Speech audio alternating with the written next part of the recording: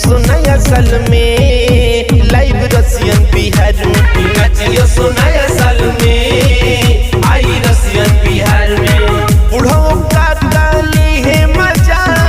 धोई के कवार में नचाइब सुनाया साल में लाइव रसियन बिहार में नाचियो सुनाया